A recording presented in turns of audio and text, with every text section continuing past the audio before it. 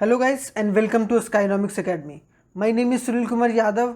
और जैसा कि आप देख पा रहे हैं, हम लोग आज से क्या करेंगे, टेंथ के जो आईसीएसई बोर्ड का है वो हम लोग टॉपिक डिस्कस करने जा रहे हैं। और स्टार्ट हम लोग कर रहे हैं किससे? हिस्ट्री से। किससे स्टार्ट कर रहे हैं वो आप लोगों को दिख ही रहा होगा, हिस्ट्री से। और हिस्ट्री के सारे पार्ट्स को हम लोग बहुत अच्छे तरीके से डिस्कस करेंगे। ये हमारा पार्ट 1 है और पार्ट 1 में आज हम लोग causes of the revolt discuss करने जा रहे हैं। लेकिन उससे पहले मैं समझा देता हूँ भाई कि आप लोग आखिरकार कौन सा चैप्टर पढ़ेंगे। The first war of independence 1857, जो कि 10th क्लास के लिए मोस्ट इंपॉर्टेंट टॉपिक है। इससे कहीं ना कहीं जो क्वेश्चन है वो हमारे बोर्ड एग्जाम में आता है 6 to 7 मार्क्स का, और उन सारे कॉन्सेप्ट्स को भी हम लोग समझने की कोशिश करेंगे। तो हम लोग इस चैप्टर में इस चैप्टर को हम लोग दो पार्ट में डिस्कस करेंगे। पार्ट 1 में जो आज हम लोग डिस्कस कर रहे हैं, और एक आएगा पार्ट 2। ठीक है, ये दोनों पार्ट, और जो जो इंपॉर्टेंट होगा आपके सिलेबस के अनुसार वो चीज़ मैं डिस्कस करूंगा। और साथ ही साथ अगर आप लोगों को इसका पीडीएफ चाहिए होगा तो टेलीग्राम लिंक आप ये टेलीग्राम लिंक पर जाइएगा और वहाँ से आप लोग ज्वाइन कर लीजिए। वहाँ से आप लोगों को प्रॉपर अपडेट जो रहेगा, खास करके तीनों सब्जेक्ट का, हिस्ट्री, सिविक्स जो एक साथ आप लोगों की किताब में है, और उसके बाद जो ज्योग्राफी है। ठीक है, तो ये तीनों को मैं बहुत अच्छे तरीके से 2024 के एग्ज़ाम के लिए प्रिपेयर कर रहा हूँ, या भी जो भी सारा एग्ज़ाम आपका अभी आसपास में है, तो वो सब सारा कॉन्सेप्ट आपका क्लियर होगा। पार्ट 1 में हम लोग डिस्कस करेंगे कि आखिरकार जो फर्स्ट वॉर ऑफ इंडिपेंडेंस बोला गया 1857 को, किसको बोला गया कि 1857 को फर्स्ट वॉर ऑफ इंडिपेंडेंस, ये सबसे पहली कड़ी थी जहाँ पर इंडियंस जो थे वो कहीं ना कहीं जागे, और वहाँ से एक इंडिपेंडेंस का भाव, मतलब हम लोग आज़ादी चाहिए भाई हम लोगों का, तो एक पहली सुगबुगाहट थी जिसके थ्रू यहाँ पर हम लोग पूरा एक वो रास्ता तैयार किया गया 1947 के लिए, जो हमारा देश 15 अगस्त को आज़ाद हुआ। ठीक है, तो इसमें 4 कॉजेज़ को हम लोग पढ़ेंगे। पहले कि क्या क्या वजह थी जिसके वजह से ये जो वॉर हुआ, और वो पहला क्या था, क्या क्या मिलिट्री कॉज था, मिलिट्री कॉज क्या था, इकोनॉमिक कॉज क्या था, पॉलिटिकल कॉज क्या था, और रिलीजियस कॉज क्या था। तो ये चारों कॉज, जो 4 कॉजेज हैं, उनको बहुत अच्छे तरीके से आज हम लोग डिस्कस करेंगे। ठीक है, कोई डाउट है तो बता दो भाई, है कि नहीं? कोई डाउट नहीं है। चलिए स्टार्ट करते हैं पहले स्लाइड से। पहले स्लाइड में आखिरकार क्या बोला गया है। अब देखो, पहले स्लाइड में हमारे पास बहुत अच्छे तरीके से ये बोला गया है। मैं थोड़ा सा हाँ ठीक है, डन। अब देखो यहाँ पर पहले स्लाइड में ये बोला गया कि जो हमारा फर्स्ट वॉर ऑफ इंडिपेंडेंस है, मैं एक नींव बता रहा हूँ कि मतलब स्टार्टिंग कि किस तरीके से स्टार्ट हुआ था कि वॉर ऑफ इंडिपेंडेंस, कि किस तरीके से जो इंडियंस थे वो ब्रिटिश के खिलाफ बगावत पर उतरे और उसकी क्या क्या वजह थी। ठीक है, लेकिन यहाँ पर शॉर्टकट में ये बताया गया कि 1857 के रिवोल्ट को हम लोग क्या बोले कि फर्स्ट वॉर ऑफ इंडिपेंडेंस, कि जो हमारे देश के लिए, हमारे देश की आज़ादी के लिए, इंडिपेंडेंस के लिए वो सबसे पहली लड़ाई बोली जाती है। ठीक है, अगर हिस्टोरिकल पॉइंट ऑफ व्यू से देखा जाए कि पहली फर्स्ट लड़ाई थी, फर्स्ट फाइटिंग थी हम लोगों का किसके खिलाफ? ब्रिटिश के खिलाफ। किसके खिलाफ? ब्रिटिश के खिलाफ, है कि नहीं? तो यहाँ सिंपल से एक सवाल उठता है भाई कि आखिरकार फर्स्ट लड़ाई क्यों बोला जाता है? क्योंकि पहली बार कोई हमारे देश में ऐसा कुछ क्रिएट हुआ था कि भाई अब हम लोग को आज़ादी चाहिए चाहिए। एज अ सिपॉय इसमें क्या क्या हुआ था थोड़ा सा मैं पहले ब्रीफली बताता हूँ, फिर एक एक करके बहुत अच्छे तरीके से डिस्कस करेंगे। इसमें बोला गया कि as a sepoy refuse to use a fat plated cartridges, मतलब देखियो कि जो मुंह से खोला जाता है बारूद, उसको फेंका जाता है तो बॉम्ब जैसा उड़ता है कि नहीं? आप लोग देखे होंगे फिल्मों वगैरह में।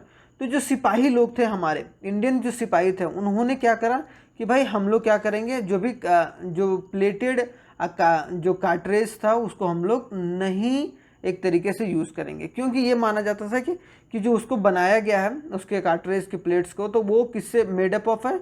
वो एक तरीके से गाय का मांस और एक सुअर का मांस, मतलब ये दोनों के मांस से मिला के बनाया गया है। तो वो इस वजह से वहाँ पर यूज़ नहीं करते थे, और इसी वजह से जो था वो मेरठ में जंग छिड़ गया। मतलब एक तरीके से मेरठ में लोग बगावत पे उतर गए, दिल्ली के लोग बगावत पे उतर गए थे, कानपुर के लोग और लखनऊ के, झांसी के, और मेनी अदर प्लेसेस, मतलब बहुत सारे, खास करके नॉर्थ इंडिया जो दिल्ली साइड के आसपास का रीजन है, वहाँ पर ये बगावत बहुत जल्दी और बहुत अच्छे तरीके से पहले शुरुआत हो गया। अब यहाँ पर ये नॉर्थ वाला रीजन जो स्टार्ट हुआ, उसके बाद जो कॉजेस अब ये हुआ, लेकिन इसके पहले ही बहुत तरीके से बहुत कुछ चल रहा था। मिलिट्री कॉजेस क्या था, इकोनॉमिक कॉजेस क्या था, पॉलिटिकल क्या हो रहा था, और रिलीजियस कॉजेस क्या था, जिसकी वजह से कहीं ना कहीं लास्टली बगावत पर सारे लोग उतर गए ब्रिटिश के खिलाफ।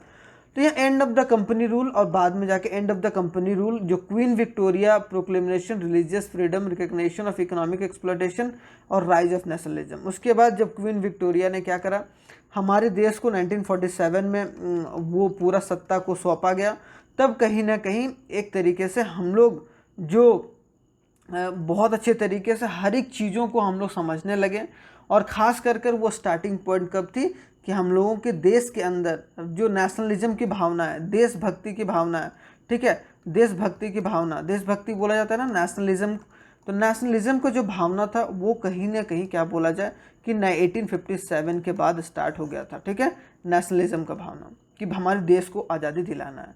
और वो सिलसिला कब तक चलता रहा, 15 अगस्त 1947, जब तक हम लोग आज़ाद नहीं हो पाए। तो ये मैंने एक ब्रीफली बताया ताकि आप लोगों को वो पता लग पाए कि थोड़ा सा आखिरकार हुआ क्या था। अब सबसे पहले क्या है, पॉलिटिकल कॉज। अब पॉलिटिकल कॉज क्या है भाई, बहुत सारी वजह था जिसकी वजह से जो 1857 का रिवोल्ट हुआ था, उसमें सबसे पहला जो आता है वो हमारा पॉलिटिकल कॉज, कि क्या पॉलिटिकली क्या ब्रिटिश गलत कर रहा था, इसकी वजह से हमारे देश के लोगों ने क्या करा कि रिवोल्ट करा। तो सबसे पहला क्या बोला गया, पॉलिसी ऑफ एक्सपेंशन। सबसे पहला क्या किया गया, पॉलिसी ऑफ एक्सपेंशन। अब देखो यहाँ पर एक मेजर चीज़ निकल के आता है, पॉलिसी ऑफ एक्सपेंशन किया गया कि वो क्या करता था कि कोई भी पर्टिकुलर राज्य पर अगर मान लो कि यहाँ ब्रिटिश का शासन है, किसका शासन है, ब्रिटिश का, तो वो क्या करता था, सोचता था कि आसपास वाले जितने भी पर्टिकुलर प्लेसेस है, जैसे प्लेस 1 हो गया या फिर प्लेस 2 हो गया या फिर प्लेस 3 हो गया, ठीक है, तो वो सारे प्लेसेस को हड़पने की कोशिश करता था। अगर हड़पना नहीं समझते हो तो उसको कैप्चर करने की कोशिश करता था, ठीक है, क्या कि किस तरीके से हम लोग कैप्चर करके चलें।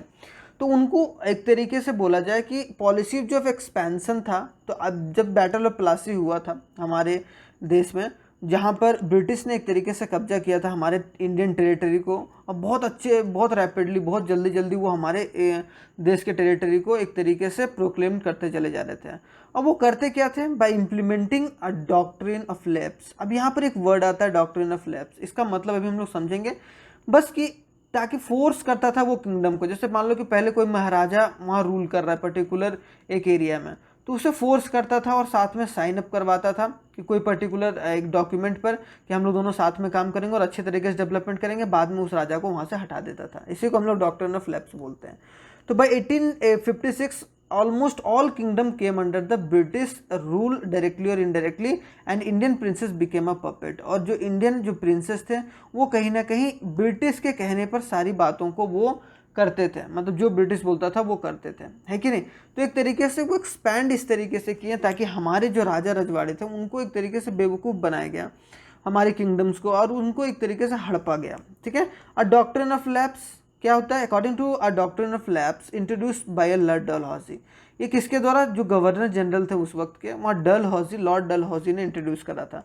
तो ये 1 मार्कर का क्वेश्चन है, तो यहाँ से आप लोग ये बात समझ जाइएगा, ठीक है। तो यहाँ पर Lord Dalhousie, if any Indian ruler died without living a male heir, कि अगर यहाँ पर अभी मैंने बताया डॉक्ट्रिन ऑफ लैप्स क्या होता है, तो डॉक्ट्रिन ऑफ लैप्स ये होता है कि अगर कोई भी इंडियन, क्या देखो समझा, कोई भी इंडियन का रूलर अगर वो मर जाता है और उसका कोई बेटा नहीं होता है, क्या कोई बेटा नहीं होता है, बेटा को क्या बोला गया, मेल हायर, कि जो उसके बाद का सत्ता जो होगा वो कोई मेल के पास होगा, ठीक है। तो उसका अगर बेटा नहीं रहा या कोई इसका संतान नहीं है, तो या कोई उसका मतलब परिवार में कोई मेल मेंबर नहीं है, तो वो क्या होता था, वो अपने आप कहाँ चल जाता था, वो जो पर्टिकुलर प्लेस था वो ब्रिटिश के हाथों में चला जाता था। किसके हाथों में, ब्रिटिश के हाथों में।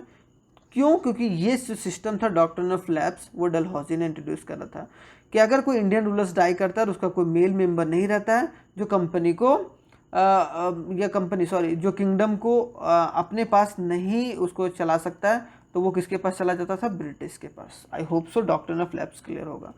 लेकिन because of doctrine of lapse many states such as Jhansi, Satara, Nagpur were annexed by a company. और इसी वजह से, जो डॉक्ट्रिन ऑफ लैप्स की वजह से झांसी, सतारा डिस्ट्रिक्ट या फिर बोला जाए नागपुर, ये सब सारा जो एक किंगडम था वो कंपनी ने क्या करा, स्टेट्स को, उस वक्त ये स्टेट्स था, तो वहाँ कहीं ना कहीं क्या उन लोगों को सारे रिवोल्ट की वजह से वहाँ उन लोगों को या उन सारे किंगडम्स के मरने के बाद ये सारा ब्रिटिश ने हथिया लिया, ठीक है। बाद में जो रानी लक्ष्मीबाई थी वो उन्होंने क्या करा था कि रिवोल्ट कर दिया था कि अपने जो गोद ली थी बच्चे को, और उस बच्चे को कहीं ना कहीं राजा नहीं बनाया गया। तो वो चीज़ अभी भी हम लोग आगे पढ़ेंगे। तो ये पॉलिटिकल एक वजह था, ठीक है, डॉक्ट्रिन ऑफ लैप्स, क्योंकि ये ब्रिटिश के द्वारा किया जा रहा था। उसके बाद आता है annexation of Awadh. Annexation of Awadh, Lord Dalhousie जो गवर्नर जनरल थे, annexed Awadh on the project of Ellington mismanagement. देखो वहाँ क्या किया, अवध का जो डिस्ट्रिक्ट था ना, ये अवध का जो स्टेट था उस वक्त, अवध जो स्टेट था उसको ना इस वजह से लॉर्ड डलहौजी ने अपने कैप्चर में कर लिया था, या ब्रिटिश ने कैप्चर कर लिया था। क्यों? क्योंकि वो अच्छे तरीके से चला नहीं पा रहा था। मतलब ये कोई बहाना हुआ मतलब कोई अच्छे से नहीं चला पाएगा तो आप सिखाओ भाई, आप उसको हड़प लोगे। तो मतलब ऐसे ऐसे चीज़ें हैं। तो this cause anguish among the Indians, और इसकी वजह से धीरे धीरे क्या कि जो इंडियंस में था वो कहीं ना कहीं एक गुस्सा फूटा, मतलब एक एंग्विशनेस आया कि किस तरीके से ये भाई हमारे ऊपर अत्याचार कर रहा है, ठीक है। उसके बाद पॉलिटिकल कॉज जो चौथा आता है, disrespect shown towards the Bahadur Shah जफा। और बहादुर शाह जफा पर जो डिसरिस्पेक्ट शो किया गया, बहादुर शाह जफर कौन थे? मुगल रूलर थे, and was a pensioner of the British, और कहीं ना कहीं वो किसके अंदर काम कर रहे थे? ब्रिटिश के अंदर काम कर रहे थे साथ ही साथ। तो Lord Dalhousie announce that he and his family will not be able to reside in Red Fort. अब देखो रेड फोर्ट कहाँ, वो मुगल वाले खास करके बहादुर शाह जफर वगैरह रेड फोर्ट पर रहते थे। तो उनको ये बोला गया, अनाउंस किया गया लॉर्ड डलहौजी के द्वारा क्या कि भाई वो आज के बाद रेड फोर्ट पर नहीं रहेंगे। देखो ये बहादुर शाह जफर थे, ठीक है, जो एक मुगल एम्पायर थे। तो कहीं ना कहीं उनको बोला गया कि आप रेड फोर्ट पर नहीं रह सकते हैं। तो the name of Mughal king was remove from the coin, और जो कॉइन वगैरह यूज होता था जो जिसमें मुगल इनका जो तस्वीर रहता था उनको हटा दिया गया। और Lord Canning declare Bahadur Shah Zafar as the last king of Mughal dynasty. और जो लॉर्ड कैनिंग था, जो लॉर्ड डलहौजी के बाद आए थे, जो गवर्नर जनरल एक तरीके से, तो उनको क्या किया गया, वहाँ से उनको ये बोला गया कि भाई जो बहादुर शाह जफर है वो लास्ट किंग है मुगल डायनेस्टी का, उसके बाद कोई भी रिकॉग्नाइज नहीं हुआ। और they would only be called as princes, कोई उनको मुगल नहीं बोलेगा।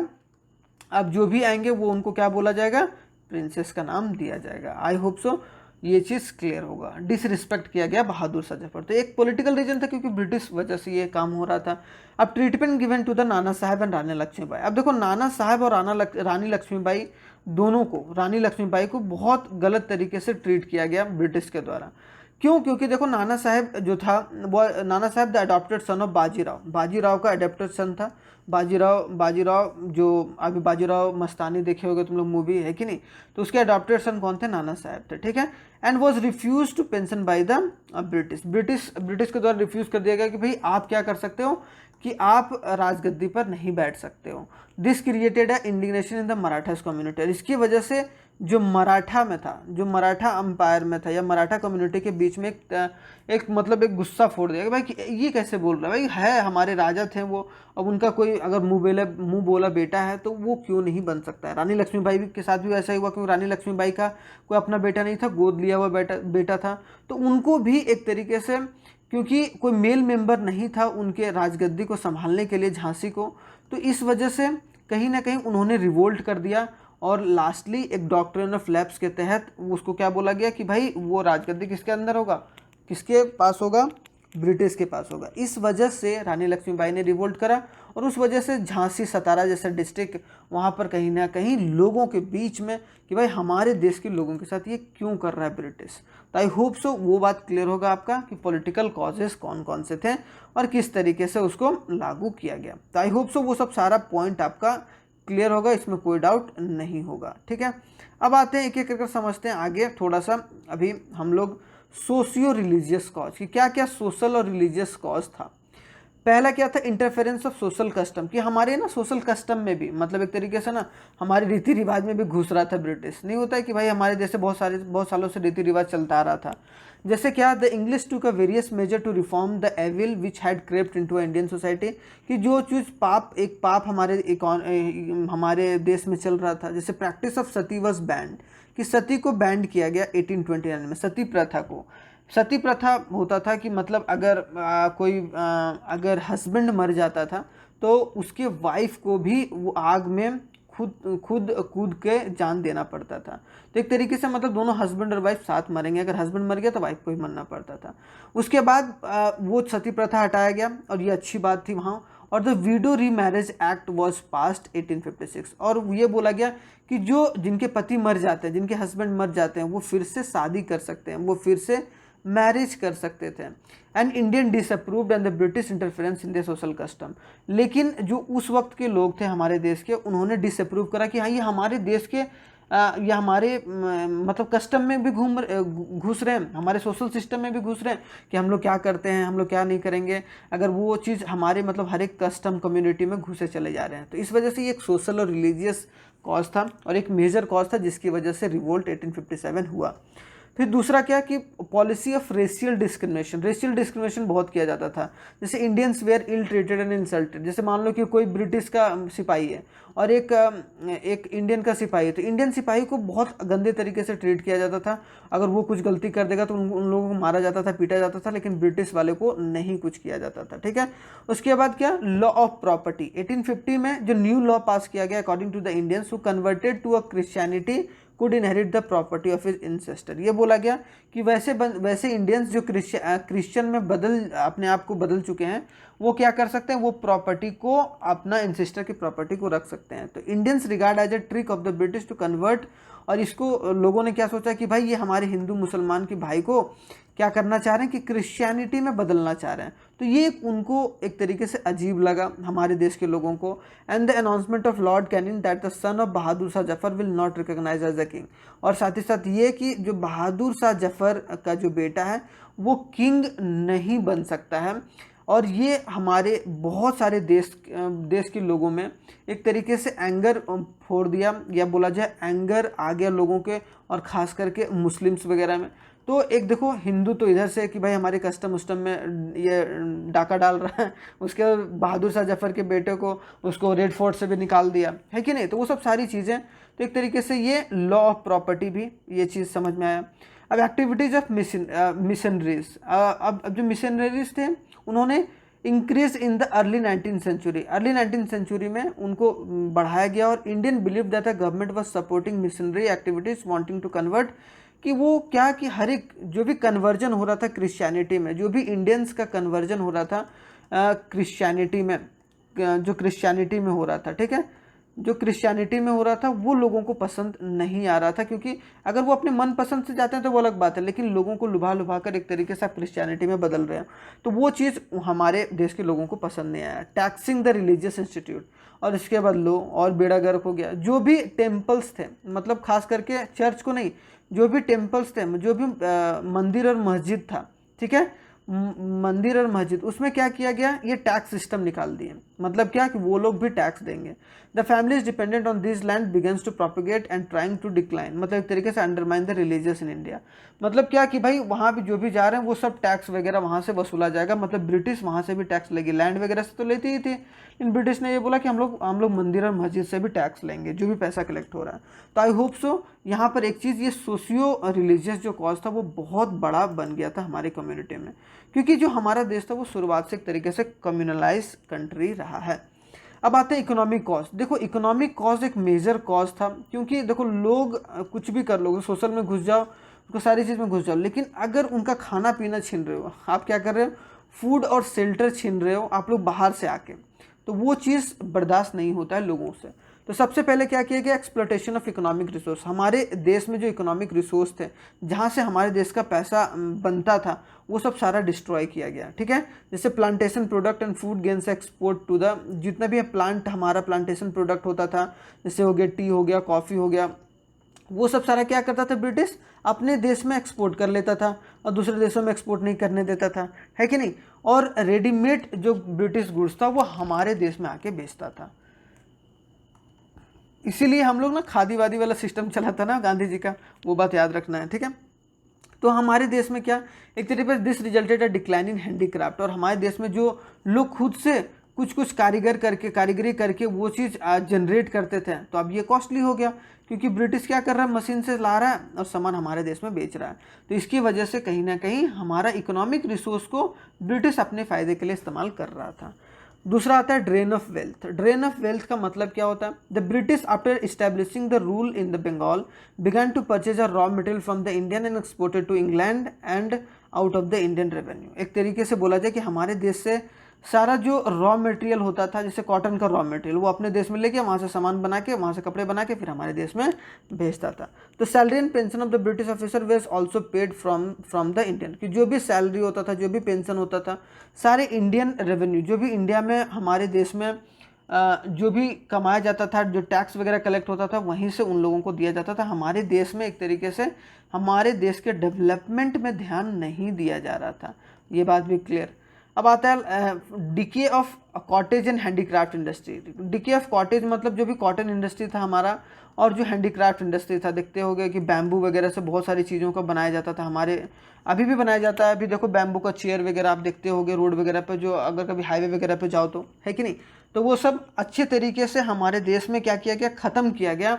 और जो इंडियन गुड्स था उसको एंटरिंग द ब्रिटेन, वहाँ एंटर करके this results in the loss of livelihood of million of artisans and weavers, कि जो भी वीवर्स थे, जो कपड़ा सिलाई बुनाई करते थे, वो अपना जीवन चलाते थे, उन सब सारे लोगों का जीवन कहीं ना कहीं ब्रिटिश ने क्या करा कि तहस नहस कर दिया। तो आई होप सो आप लोगों को मज़ा लग रहा होगा हिस्टोरिक पढ़ने में। थोड़ा सा बोरिंग तो मुझे ऐसा नहीं लग रहा है कि होगा, लेकिन आप लोगों को थोड़ा सा धीरज रख के सारी चीज़ों को सुनना पड़ेगा। Exploitation of Indian peasantry. अब हमारे देश के जो किसान थे, पीजेंट्स थे, उन लोगों को कहीं ना कहीं क्या किया गया, बर्बाद किया गया। अब देखो यहाँ पर सारा चीज़ देखो, यहाँ ऐस हो के ब्रिटिश क्या कर रहा है, सिगरेट वगैरह दारू वारू पी रहा है और हमारे देश के लोगों से खटवा रहा है। लेकिन the traders and the money lenders who became the owner of the land did not improve the quality of the land and the collection of land revenue. देखो जो फार्मर काम कर रहा था, ठीक है, अब कोई पर्टिकुलर लैंड पर फार्मर अगर काम कर रहा है तो फार्मर से जितना वो क्या करता था कि भाई जितना वो फसल वगैरह उगा ले, वो सब सारा फसल क्या करता था, वो बेच देता था, सेल कर देता था मार्केट में, या फिर ब्रिटिश अपने घर में ले जाता था या अपने ब्रिटेन में ले जाता था। लेकिन उसके क्वालिटी पर कभी ध्यान नहीं देता था कि लैंड की क्वालिटी को कैसे बढ़ाया जाए, फार्मर जो काम कर रहे हैं उनको कैसे वेतन दिया जाए, वो सब सारी चीज़ें। तो इसकी वजह से हमारे देश के जो पीजेंट्स लोग थे, हमारे देश के फार्मर थे, उनका भी हालत ख़राब हो चुका था। उसके बाद पॉवर्टी और फेमाइन। पॉवर्टी का मतलब होता है गरीबी, और फेमाइन का मतलब होता है एक तरीके से भूखमरी टाइप में आना, ठीक है। तो famine become a recurrent in India. हमारे देश में फेमाइन, क्योंकि सारा जो अनाज होता था वो ब्रिटिश अपनी आर्मी को फीडअप करने में लगा देते थे। किसको? ब्रिटिश अपने आर्मी को, कि आर्मी भाई अब आर्मी लड़ाई लड़ रहा है, तो वहाँ सब सारा खाना चला जाता था हमारे देश में, हमारे देश के लोगों को नहीं मिल पाता था, ठीक है। और डिक्लाइन ऑफ लैंड एरिस्टोक्रेसी। और लैंड एरिस्टोक्रेसी जैसे taluqdars and hereditary land was deprived in their state according to the provision of इनाम कमीशन passed in 1852। 1852 में एक कमीशन पास किया गया था, कमीशन के द्वारा 1852 इनाम कमीशन के द्वारा about 20,000 states were confiscated and were able to highest bidder in Awadh land aristocracy was deprived to right over the land। मतलब एक तरीके से जो राइट था, ज़मीन का जो राइट था, वो दूसरों को दे दिया जाता था एक तरीके से, कि भाई जो ज़्यादा पैसा देगा वो ज़मीन उसके हाथ में चला जाएगा। तो ये सब सारा चीज़ एक तरीके से तानाशाह के जैसा ब्रिटिश ने किया था, तो लोग तंग आ चुके थे इन सब सारी चीज़ों को एक तरीके से। तो इकोनॉमिक कॉस्ट आप लोगों को समझ में आ गया होगा। अब जो लास्टली आता है क्या, military cost. Military cost ill treatment of Indian soldiers. हमारे देश के सोल्जर्स को बहुत इल ट्रीटेड किया जाता था। सूबेदार वगैरह जो भी इंडियन आर्मी में हमारे देश के लोग थे, उनको क्या किया जाता था, उनको कोई एक तरीके से ट्रीट अच्छे से नहीं किया जाता था, उनको खाना अच्छे से नहीं दिया जाता था। और साथ ही साथ जो ब्रिटिश के आर्मी रहते थे उनको बहुत अच्छे तरीके से खाना दिया जाता था। जनरल सर्विस इनलिस्टमेंट एक्ट, मतलब company passed a new law. Company ने 1856 में एक लॉ पास करा, according to which the sipahi has to travel overseas whenever required by the company. ये बोला गया कि जो भी हमारे देश के, मतलब जो इंडियन सिपाही थे, क्या जो इंडियन सिपाही थे उनको क्या ओवरसीज जाने का उनसे पूछा नहीं जाएगा, उनको ओवरसीज भेजा जाएगा कभी भी कहीं लड़ाई वगैरह हो गया। और वो अपने देश के, मतलब जो ब्रिटिश आर्मी था उनको वो नहीं भेजते थे, ब्रिटिश आर्मी को नहीं भेजते थे। इस वजह से क्या हमारे देश के सिपाहियों में भी एक तरीके से एक गलत भावना ब्रिटिश के खिलाफ पैदा हो गया और एक तरीके से उनको नफरत की ओर देखने लगे। Larger proportion of Indians in the British army, और ज़्यादातर जो लोग थे वो कहीं ना कहीं क्या लार्ज लोग जो थे वो इंडियंस थे जो हमारे मिलिट्री में थे, है कि नहीं। Mangal Pandey was hanged because he refuse to use the greased cartridge. देखो मंगल पांडे को भी फांसी में लटका दिया गया था।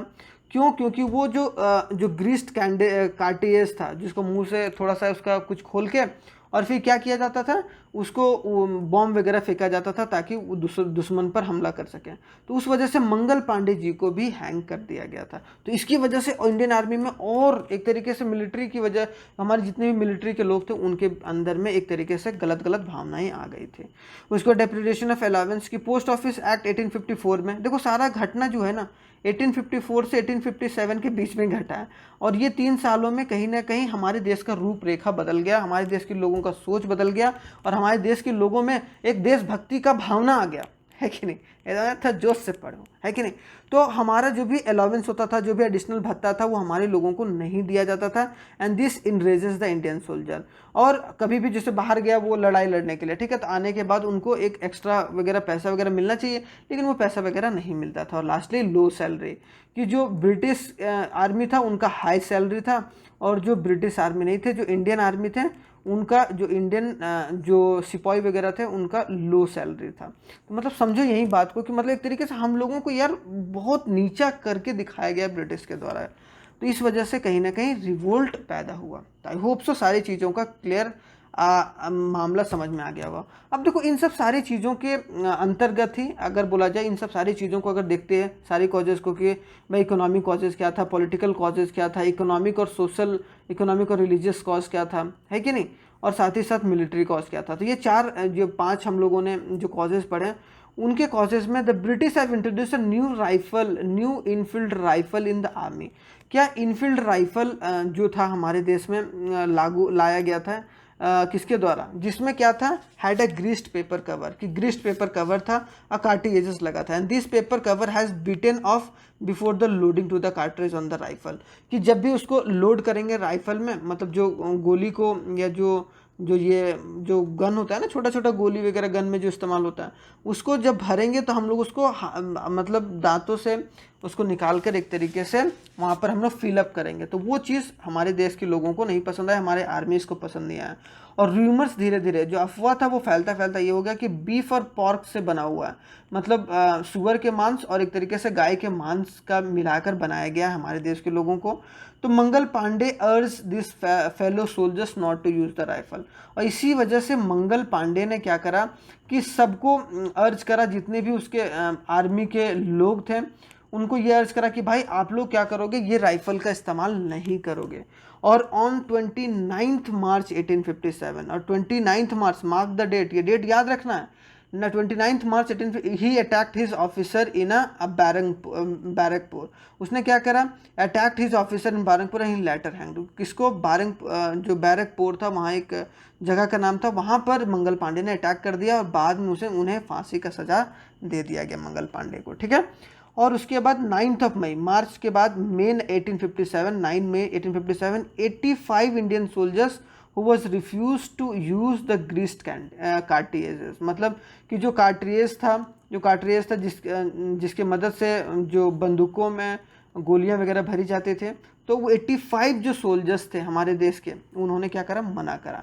And this mark the beginning of सिपाही रिवोल्ट इन मेरठ। और यहाँ पर ये काम कहाँ शुरू हुआ, मेरठ से। और धीरे धीरे जो हमारे नदर्न स्टेट था, जैसे सतारा हो गया, झांसी हो गया, ठीक है, उन सब सारे स्टेट्स में, न्यू दिल्ली हो गया, तो न्यू दिल्ली वगैरह में सारे स्टेट्स में धीरे धीरे वो फैलता चला गया, और इसकी वजह से हमारे देश में एक नेशनलिज्म का भावना आने लगा। अब हम लोग जो इसके बाद वाले में पढ़ेंगे उसमें और इंटरेस्टिंग मजा आएगा, ठीक है। तो आई होप सो यहाँ तक सारी चीज़ें क्लियर होंगी। Thanks for watching. और जो नेक्स्ट वाली वीडियो में पढ़ेंगे वो हम लोग पढ़ेंगे कॉन्सिक्वेंसेस, कि आखिरकार इसके क्या नतीजा रहा, मतलब जो भी कॉजेज़ था, जो 4 चीज़ हम लोग 5 चीज़ें पढ़ें, क्या इकोनॉमिक कॉजेज़ क्या था, सोशल कॉजेज़ क्या था, रिलीजियस कॉजेज़ क्या था, उसके पॉलिटिकल कॉजेज़ क्या था, और मिलिट्री कॉजेज़ क्या था। तो ये 4 कॉजेज़ थे जिस वजह से जो 1857 का फर्स्ट वॉर ऑफ इंडिपेंडेंस उत्पन्न हुआ, और साथ ही साथ वो कार्ट्रिज वाला सिस्टम जहाँ मंगल पांडे की वजह से वो सब सारा काम हुआ, है कि नहीं। अब उसका जो हम लोग पार्ट 2 पढ़ेंगे, पार्ट 2 में हम लोग बहुत अच्छे तरीके से कॉन्सिक्वेंसेस पढ़ेंगे कि उसका नतीजा क्या रहा। तो आई होप सो तब तक के लिए आप लोग मस्त रहिए, तंदुरुस्त रहिए, और इसी तरीके से आप लोग देखते रहिए और इन्जॉय करते रहिए। Thank you very much. जय हिंद। मिलते हैं नेक्स्ट वीडियो में।